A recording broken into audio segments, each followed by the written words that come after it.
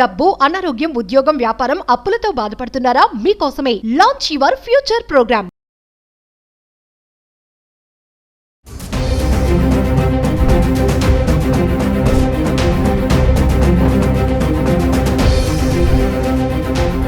Hi hello నమస్తే, welcome back to Suman TV. ప్రస్తుతం మనతో పాటు ఉన్నారు certified business trainer, certified astro business coach Javeria గారు. మరి జవేరియా గారితో మాట్లాడదాం.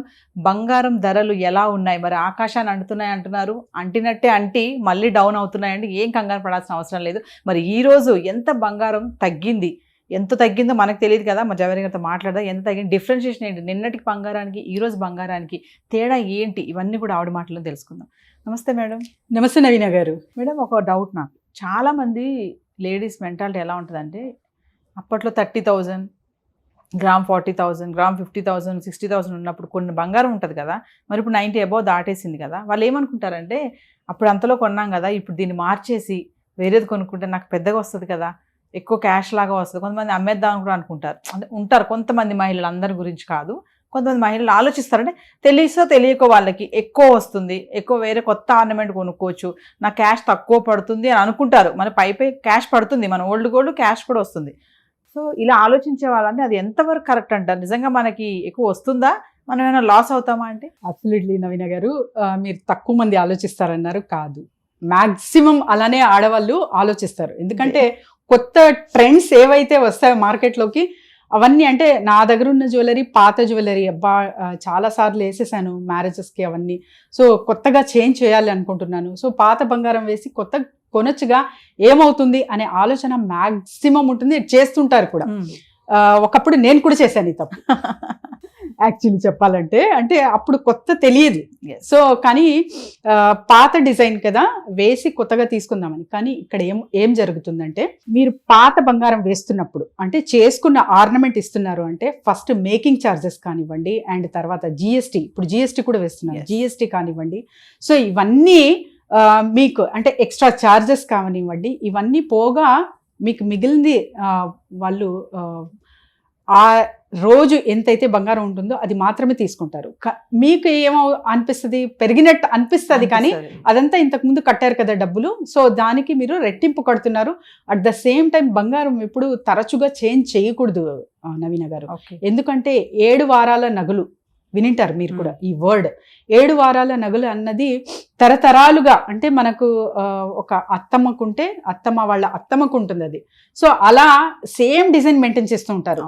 కొంతమంది అయితే ఇప్పటికీ ప్రజెంట్ ఎంతవరకు మీరు అభివృద్ధి చెందినా కూడా చాలా తరతరాలుగా వాళ్ళ ఇంటి అంటే ఒక వస్తువు అంటే ఒక బ్రాండ్ అనేది ఉంటుంది వాళ్ళకు. అదే నగ వేర్ చేస్తారు వాళ్ళు. మీరు ఎంత అంటే వాళ్ళ కిలో లెక్కన ఉన్నా కూడా అది ఖచ్చితంగా ప్రత్యేకంగా ప్రాముఖ్యత నిర్వహిస్తారు పెండ్లిలో. జనరేషన్ నుంచి వస్తూ ఉంటుంది అనమాట. సో వాళ్ళ ఆ బ్రాండ్ అనేది వాళ్ళు మెయింటైన్ చేస్తారు. ఇప్పుడు చూస్తూ ఉన్నాము టెంపుల్ జ్యువెలరీ అని, అండ్ రకరకాలుగా ఫ్యాన్సీ జ్యువెలరీస్ అని చెప్పి, అండ్ ఇప్పుడు వెస్ట్ సైడ్ చూసి అవి కూడా చాలా ఆకర్షణీయంగా ఉంటాయి అని చేంజ్ చేస్తూ ఉంటారు మహిళలు. కానీ ఈ చేంజ్ చేయడం వల్ల లాసే తప్ప లాభం అనేది ఉండదు.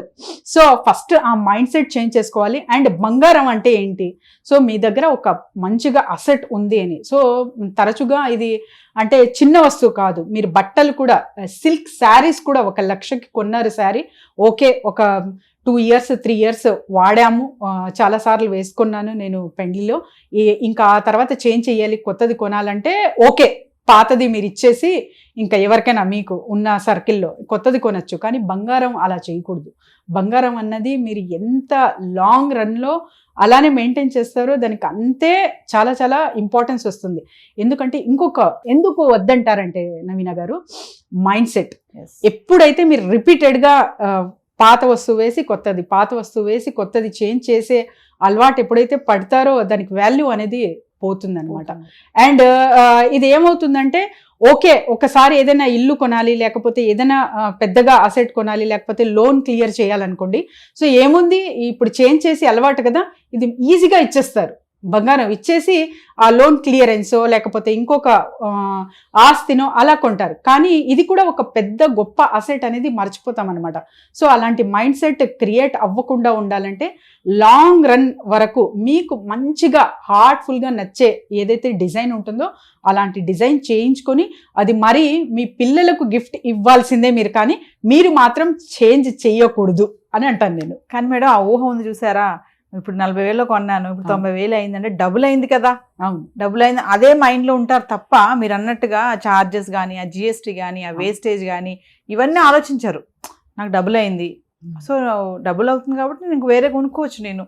బట్ దీనివల్ల ఏంటంటే నష్టమే కానీ లాభం ఏం లేదు, నష్టమే ఉంటుంది నవీన గారు. And at the same time ఏమవుతుందంటే షాప్ ఓనర్ మీకు ఫ్యామిలీ మెంబర్ అయితే వాళ్ళు చెప్తారు వద్దమ్మా వెయ్యకండి మీకు నష్టం అవుతుంది అని.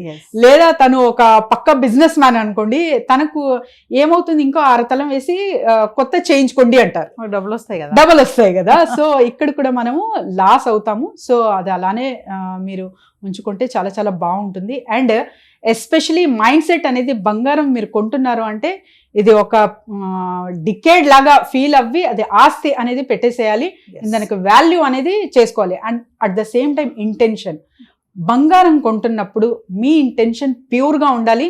ఇది నాకు అసెట్, దీని నుంచి నాకు చాలా లాభం వస్తుంది, ఇంకా నేను బంగారం కొంటాను అన్న ఇంటెన్షన్తో కొనాలి నవీన గారు.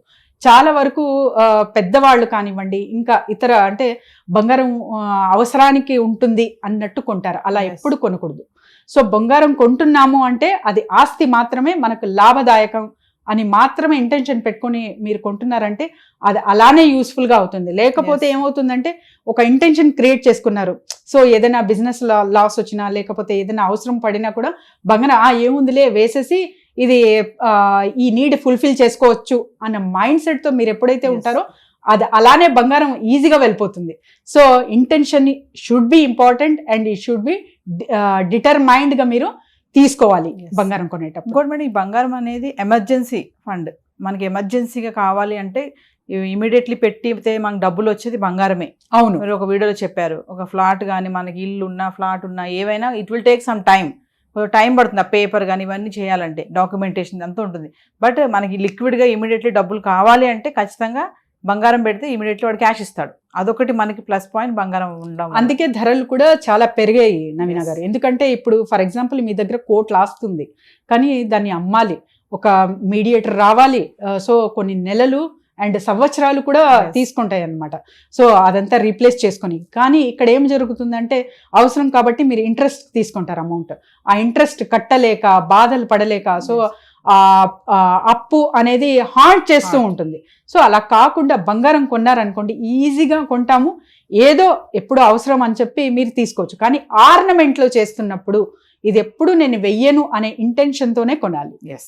Thank you ma'am. Thank you అండి.